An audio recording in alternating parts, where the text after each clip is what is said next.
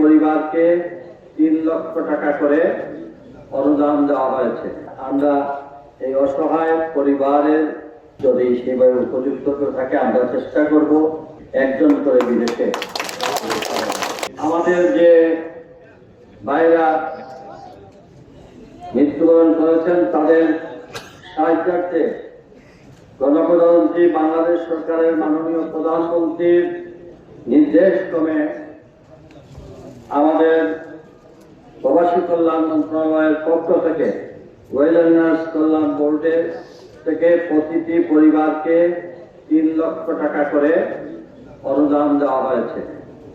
ইতিমধ্যে তাদের অ্যাকাউন্ট নাম্বারে এই টাকাগুলা চলে আসছে।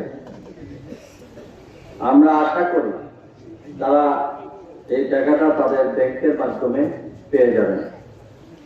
দ্বিতীয়ত হচ্ছে, শুধু আমরা এই আর্থিক অনুদান দিয়ে আমরা এটাই শেষ করতে চাই না। আমরা এই অসহায় পরিবারের সঙ্গে যারা তারেক রহমানের সরকার তাদের পাশে আছে, এটা আমরা আমাদের কর্মক্ষেত্রে তাদেরকে সাহায্য সহযোগিতা দিয়ে আমরা প্রমাণ করব।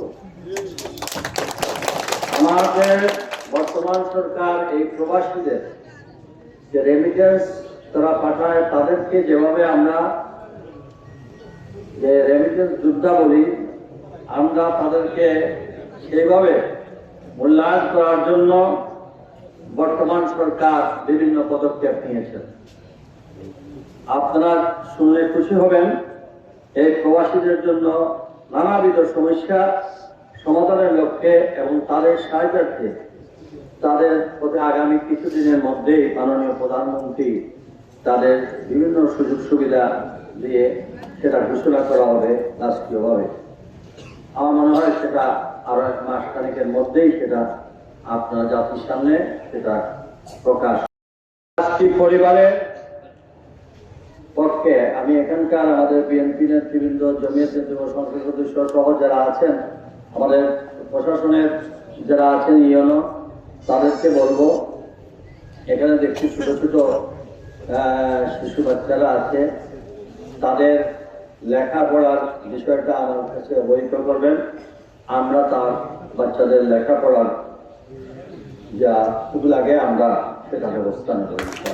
দ্বিতীয়ত হচ্ছে, এই পরিবারের যদি উপার্জনকারী আর কেউ থাকে তাদেরকে আমরা এই প্রবাসে গিয়ে তারা কষ্টার্জিত অর্থ তাদের পরিবার পরিজনের জন্য, তাদের জীবিকা নির্বাহের জন্য তারা গিয়েছিলেন।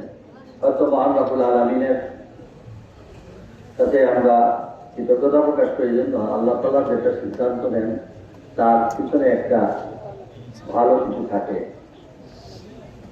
আমরা তাদের পরিবারের সদস্যদের যদি সেভাবে উপযুক্ত থাকে আমরা চেষ্টা করব সরকারের সমস্ত খরচে তাদের প্রত্যেক পরিবার থেকে একজন করে বিদেশে